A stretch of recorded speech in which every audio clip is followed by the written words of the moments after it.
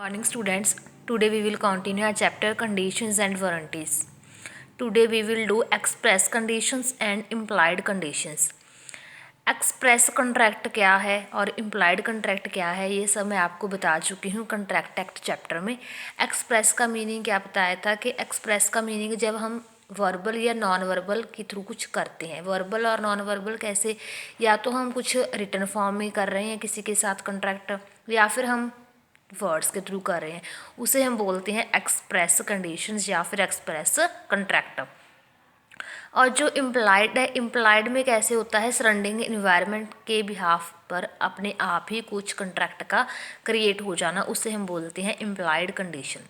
तो फर्स्ट क्या है हमारी इम्प्लाइड कंडीशन, कैसे कैसे हो सकती है इम्प्लाइड कंडीशन।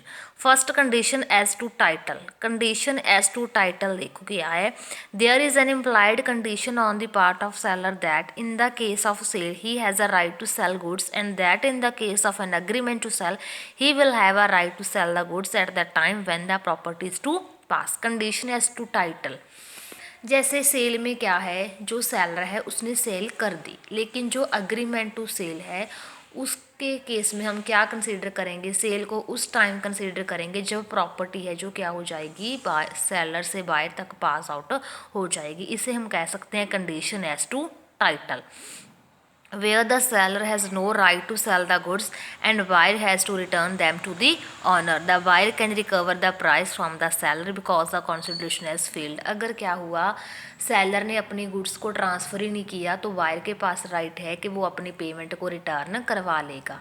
ठीक है, या फिर क्या है, अगर बायर ने पेमेंट नहीं पे की तो सेलर के पास राइट है कि वो अपनी गुड्स को ट्रांसफ़र नहीं करेगा। इससे हम बोलते हैं condition as to title.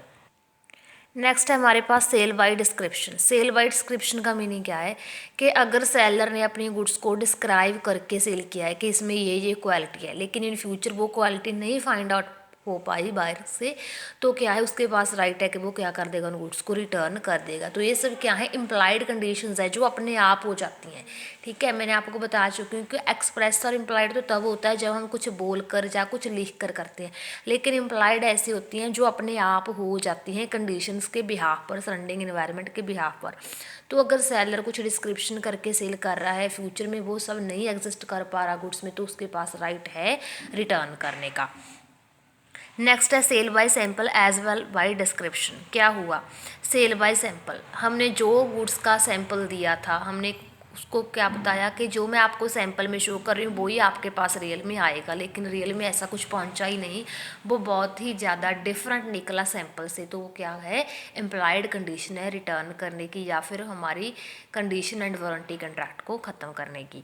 Next है कंडीशन एज टू क्वालिटी और फिटनेस। इसका मीनिंग भी सेम है, वेयर द बायर एक्सप्रेसली और by implication makes known to seller the particular purpose for which the goods are required so as to show that the buyer lies on the seller skills. जब buyer ने ही बोल दिया कि मुझे ऐसी quality की गुड्स चाहिए, उसने पहले ही क्वालिटी और फिटनेस के बारे में बता दिया है, तो सेलर की रिस्पॉन्सिबिलिटी है कि उसे ऐसे ही गुड्स डिलीवर करे रियल में। Next condition as to merchantability. Merchantability का मीनिंग क्या है, एग्जाम्पल के साथ बताती हूँ। जैसे सेलर ने कहा कि मैं आपको कलर टीवी सेल कर रहा हूँ, लेकिन जब पहुँचा उसके पास तो वो क्या निकला, ब्लैक एंड वाइट निकला। या फिर रेफ्रिजरेटर था, उसमें आइस तो क्रिएट ही नहीं कर पा रहा था, तो वो क्या है, मर्चेंटेबिलिटी नहीं है। इसे हम बोलते हैं कि ऐसे कॉन्ट्रैक्ट्स जो मर्चेंटेबल नहीं है, वायर के पास भी और सेलर के पास भी उसका राइट हो जाता है ख़त्म करने का। या फिर watch which does not keep time, आपने वॉच ली थी सेलर से लेकिन वो टाइम भी प्रॉपर नहीं बता रहे, तो भी वो क्या है, एक इम्प्लाइड कंडीशन है। Next is condition as to wholesome. Wholesome का मीनिंग क्या है कि जो हमने आर्टिकल लिया है या फिर प्रोडक्ट बाय किया है वो फिट होना चाहिए कंजम्पशन के लिए।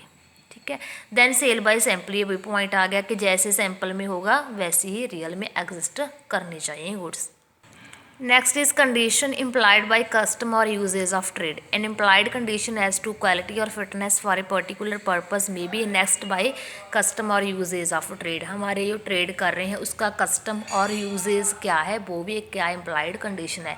नेक्स्ट हमारा टॉपिक है इम्प्लाइड वारंटीज़। इम्प्लाइड वारंटी में फर्स्ट कौन सी टाइप है, implied warranty of quite possession. Possession और ऑनरशिप मैं आपको कॉन्ट्रैक्ट ऑफ सेल में बता चुकी हूँ कि एक होती है पोसेशन, एक होती है ऑनरशिप। जब आपके पास क्या है, रिटर्न डॉक्यूमेंट्स हैं किसी चीज़ के, उसे हम बोलते हैं ऑनरशिप। जब आपके पास क्या है, ओनली डॉक्यूमेंट्स है लेकिन चीज़ आपने ट्रांसफ़र कर दी है, तो उसे हम बोलते हैं पोसेशन। फर्स्ट है implied warranty of quite possession. In contract of sale, there is an implied warranty that the buyer shall have and enjoy quiet possession of goods. The implied warranty of quiet possession is a warranty against disturbance of possession. तो सबसे पहले contract of cell में क्या है, implied warranty की अगर हम बात करें तो बायर के पास क्या होनी चाहिए, पोसेशन ऑफ गुड्स होनी चाहिए। मीनिंग क्या है, पोसेशन का मीनिंग ये है कि जो बायर है उसके पास रियल में गुड्स पहुंच पानी चाहिए। जब उसके पास गुड्स ही नहीं तो वो कोई भी ऑनर नहीं बन पाएगा। पोसेशन का मीनिंग कैसे है मैं आपको बताती हूँ।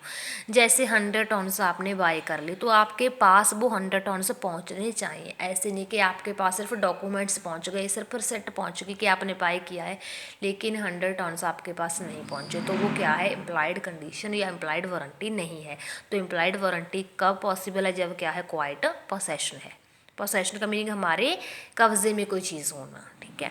Next is implied warranty of freedom from encumbrances. Encumbrances like अगर सेलर ने कोई चीज़ हमें सेल कर दी लेकिन उस पर उसके कुछ एक्सपेंसेस पेंडिंग है किसी थर्ड पार्टी के, तो हमारे पास वो ऐसा नहीं होना चाहिए। हमारे पास जो गुड्स पहुँचे हैं वो सभी के सभी एक्सपेंसेस से और इनकम्प्रेंसेस से फ्री होनी चाहिए। क्यों, क्योंकि हमने तो उसके लिए पेमेंट की है। वो सेलर पर डिपेंड है कि उसने वो चीज़ किससे ली है, किसका लेना देना है, ठीक है। Next is implied warranty next by uses of trade, वो सेम हो गया।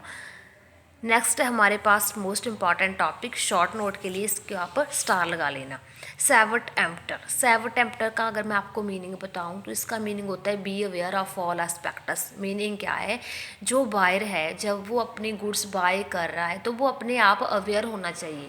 लाइक आप मार्केट में कुछ बाय करने जाते हो तो आपको इतनी नॉलेज तो होनी चाहिए कि ये प्रोडक्ट मेरे लिए बेनिफिशियल है, मेरे लिए सूटेबल है, क्या इसकी क्वांटिटी क्वालिटी जो मैं प्राइस पे कर रही हूँ ये सब ओके है या नहीं है, ठीक है। तो इसको हम बोलते हैं सैवट एम्प्टर। जो चीज़ बाय कर रहा है वो खुद अवेयर होना चाहिए। इन फ्यूचर के हम किसी और पर कोई भी तरह का कुछ बोलें तो हमें पहले खरीदने से पहले ही क्या होनी चाहिए, फुल नॉलेज होनी चाहिए। इसे हम बोलते हैं सैवट एम्प्टर, ठीक है। Be aware of all aspects means buyer must buy goods only after satisfying himself of their quality और फिटनेस।